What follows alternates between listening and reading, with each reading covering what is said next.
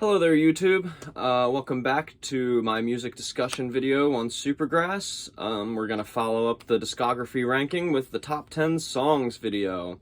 I'm going to do this for all of the artists I discuss on this channel, so just stay tuned. Every time after a discography ranking, you're sure to get another top 10 songs video. And with that being said, I just want you all to keep this in mind. Down in the description below, if you click on that little show more link there, and you go to really to the bottom of my description, you'll see a link, and I'll put this here for all of these videos. There will be a link to a Spotify playlist for all of these top 10 songs videos that I'm doing. So if you're interested in hearing me out on why any of these songs are on the top for me, or you just want to share in the moment with me, feel free to click on those. I would really appreciate if you guys check it out. That would be awesome, especially if you want to show some love to these artists. You know, they probably don't need my help, but you know, it's good to throw it out there. Can't wait to see more of your lists. If you agree with me, if you don't, I haven't gotten any yet, but hopefully you guys open up at some point to me. So without further ado, I'll go into my takeaways from Supergrass's discography. So, at number 10, from Life on Other Planets, we got Brecon Beacons. I feel like this is a much underrated track, though they have played it a couple times live, I think. Just got some awesome, like, sort of trippy synths going on. It's, like, about, like, a real place called the Brecon Beacons, which I think has some sort of haunted, like, kind of ghost story about it, which explains some of the lyrics kind of seem to have some sort of supernatural element about them going on. But it's such a groovy bop of a song. You really dance and rock out to it at the same time. It's awesome.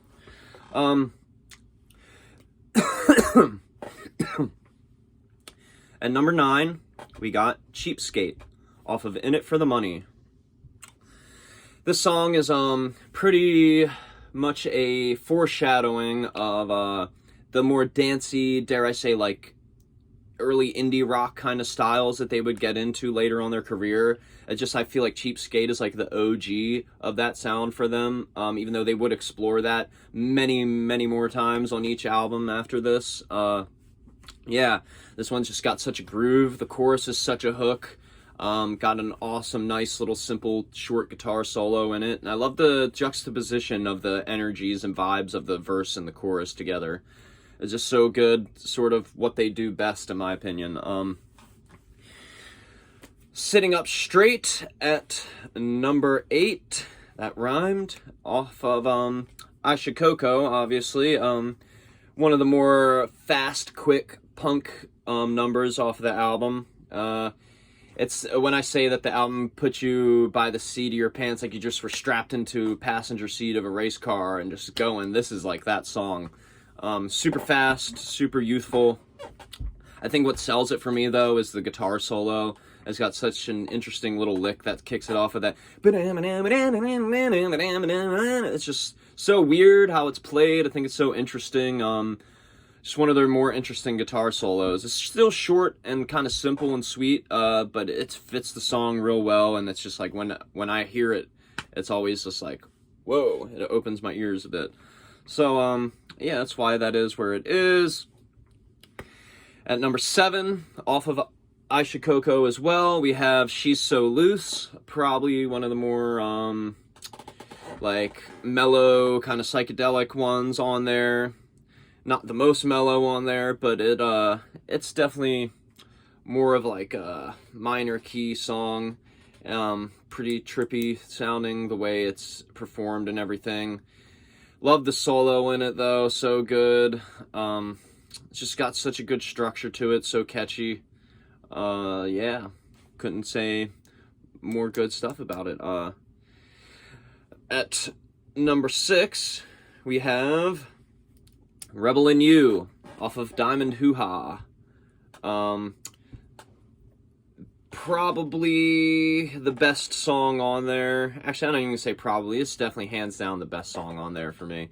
It's just got that like Bowie and T-Rex kind of early glam rock, Slade kind of vibes to it. you know, just with the way that it opens, just that those slamming, you know, full-time drums there, the hooks of the keyboards and everything, the attitude it has to like being, you know, having that rock and roll sort of like kind of energy to it, you know, staying true to the rebel in you. So yeah, I love the solo in this. He does like that tandem vocal line with the solo, which makes it even better. That ooh, that, and then when the solo ends, it kind of goes into that trippy, like kind of retro Nintendo kind of sounding keyboard that comes up, boom, boom, boom, and all kind of like builds back up into the song, going right back into the chorus. And the chorus is just so strong on this, that can't stop the rebel in you. Hands down, you're beautiful. Such good lyrics. I love this song.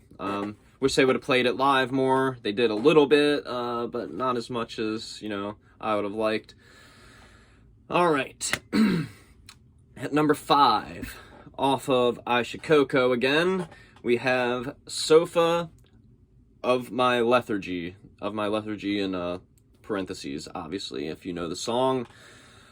Kicks off with that awesome organ, like right off the bat, just sweeps you right in. It's definitely the most mellow and psychedelic, down-tempo song on I Should Coco, especially because most songs have like a big youthful punk energy about them, but I really love it for what it is, because again, it's like a foreshadowing of styles they would get into later. But yeah, it's just such a good, beautiful song. I love the lyrics to it. Has nice guitar work, good guitar solo, great effects on it, like with the chorus and stuff like that. Love like the layered up vocals and the harmonies on this one with the ahs and stuff. And then the outro with that big spacey jam, continuous jam that goes on forever. Like, it's just so hypnotizing and stuff. And any song that has this element is going to win it over for me, but towards the end, it has these little tidbits, like little twinkling guitar and keyboard parts that come in, and they remind me of the Legend of Zelda Ocarina of Time's soundtrack, specifically the Forest Temple. There's just these little creepy, like, ambient things that come in through the headphones and stuff, you know, crossfading and everything, and the super strange, super cool though, just very interesting, and makes me want to come back and listen to it every time just to get back in that vibe. So yeah, great song. Even if it does kind of end abruptly going into Time to Go, I think it is strong on its own. At number 4, we have, off of In It For The Money, the big hit off of the album, Sun Hits the Sky. Not really sure how much more recognizable this is for them than Alright, but it is quite a recognizable track without a doubt. I feel like when I first heard the song, it was like deep in the caverns of my mind from listening to radio when I was a child in the late 90s and early 2000s. I feel like I maybe heard this one, maybe Moving too. I forgot to say that about Moving, but maybe I heard this one somewhere, because when I first heard it again after listening to their albums for the first time, like, I really thought this one was, like, brought a nostalgic vibe for me. But anyway, like, I love the song, love everything about it. It's so catchy, so simple in the lyrics and the groove of it and everything, but, yeah, it's just such an upbeat rocker. I love playing it on guitar. I love the chord progression of it. It's just such a winding chord progression, and, yeah, I love the keyboard solo on this. So cool. Like, it's just not really another keyboard solo like it in their discography. It kind of has a little bit of like that Deep Purple sort of synth sound to it. Maybe a little bit of like the Cars like synth sound to it, because it does seem a little bit 80s-ish. But yeah, it's just so catchy. I love the breaks in the song, that like, that shit's so good. Yeah, it's just such a catchy song, such a groove. The end of it has got one of my favorite bass like lines of all time now, that like, and then it just kind of fades out and gets trippier as it concludes and ends. Like, such a solid song, and it's like one that you don't want to end when it's on. Yeah, Sun Hits the Sky, great hit. Number 3, off of Road to Ruin, we have Roxy. Probably their biggest, like, orchestral sort of sweet song. I feel like Gaz was, like, obsessing with maybe A Day in the Life by the Beatles when writing the song or something. Just by the way that the ending, like, with the strings goes, like, where they all, like, just descend into this chaotic cacophony sort of thing, like, where it's just all dissonant at the end, and it all concludes on this grand conclusion of a chord. Yeah, but that's not the only reason I like it. And I love the lyrics to the song. They're so kind of sentimental and sweet. You know, it's got such a nice build to it, and it opens up like upbeat off the bat, like pounding with the drums, and then the chorus drops out with just the piano and stuff, and it's such a great song, so beautiful. Got 2 awesome guitar solos in it that got awesome effects on it with like the phaser or whatever is going on with them in there. So great, underrated. I wish they would have played it more live. I think maybe they only whipped this out once that I've seen, and it wasn't even the band playing on it. It was just Gaz at one of their shows, just by himself on a piano playing it, and he only played like the first half of the song because like how could you play the second half of the song with just one person? You need like a full orchestra to like do all that stuff, I think.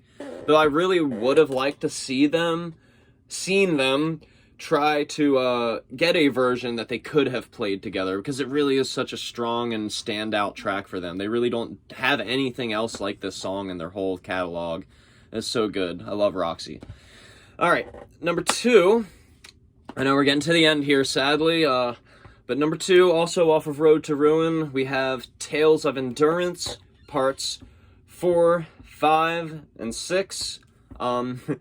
Upon researching a little bit about the background of the song, I wanted to know if there were other parts. Why is it just 4, 5, and 6? Now, from what I understand, all I could find is that it was a joke.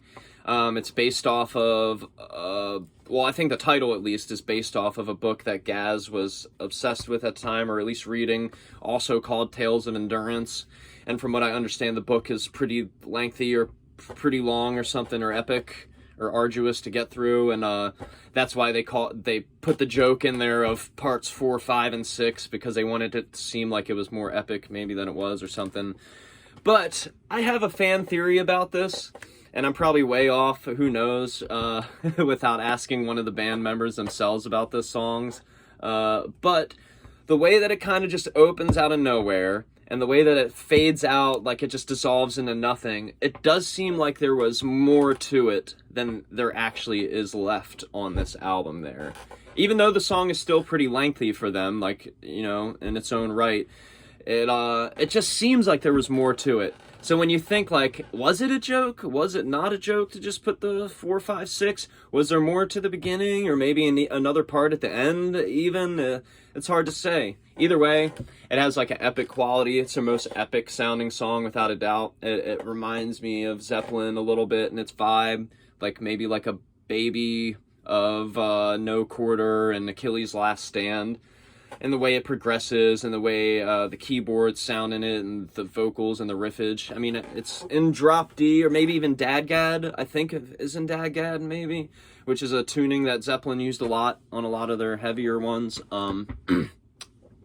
And even their open tuning ones, too. Like Acoustic Songs.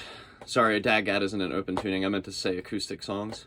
But, yeah, anyway, like, it just reminds me of that, and has that sort of epic quality. The lyrics are, like, poignant, just directly about their place in their career, and, you know, how they, I think, look back at it to see if they could ever overcome the success of their debut, or get back to it, or, you know, if there's any point, you know, or maybe this is the end for them, you know. It's just, I think, living up to people's expectations of what they wanted for them up to this point.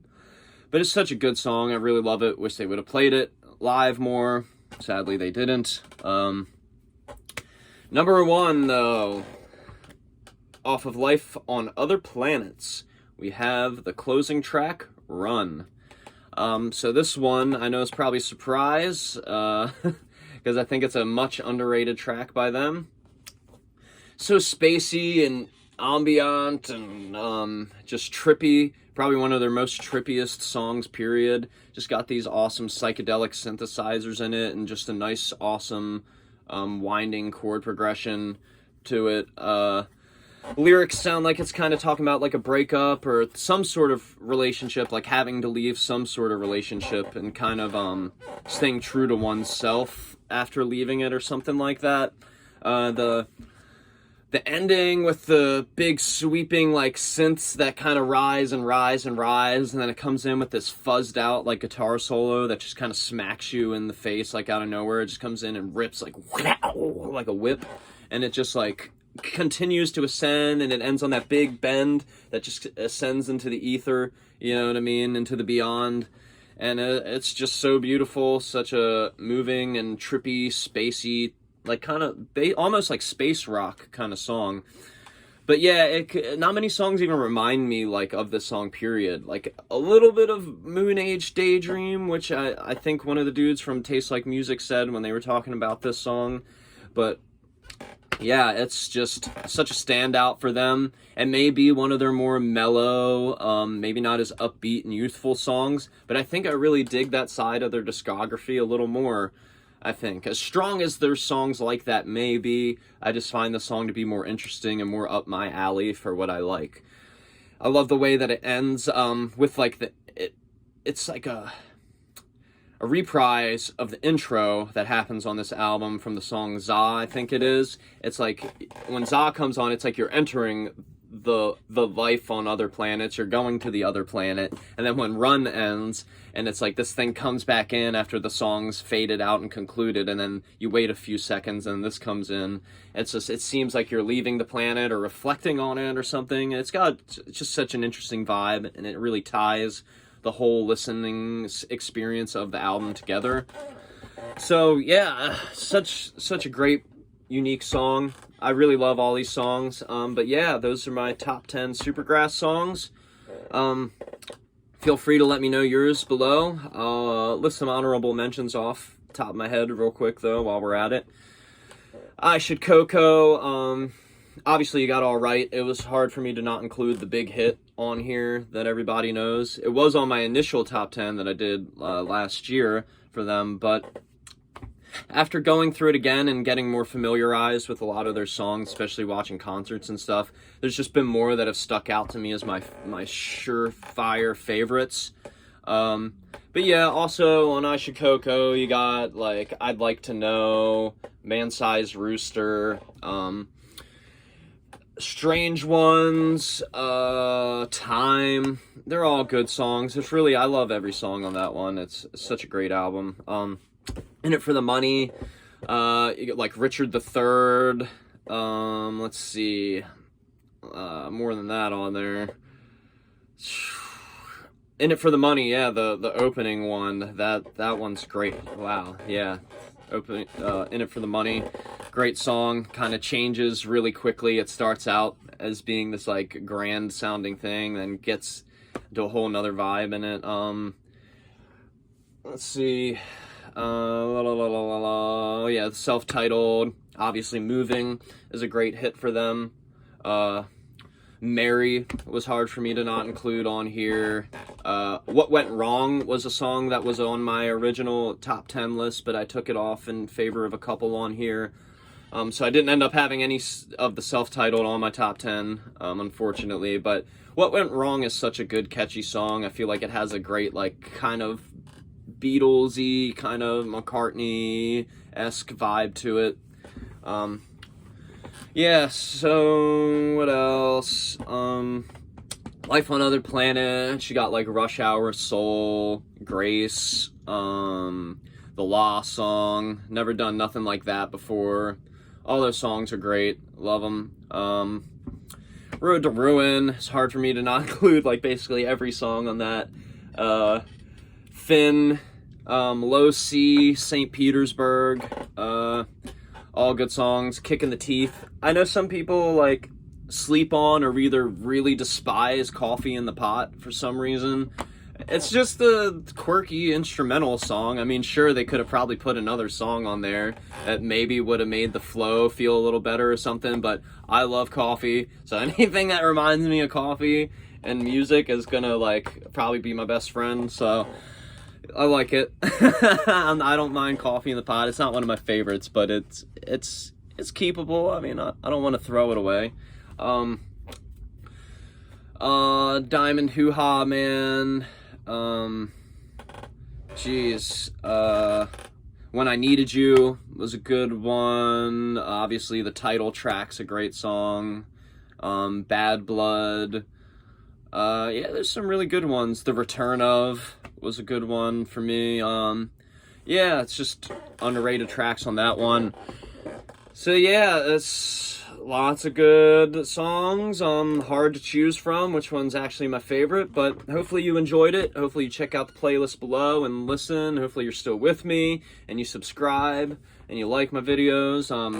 Sharing them, anything you can do to help me out helps. You know, I am just doing this for fun though, you know. If eventually, you know, people want to subscribe and start listening more, that'd be cool. But, you know, just gonna keep doing these, keep busting them out for you guys. So y'all have a great day, and peace and love. See you in the next one.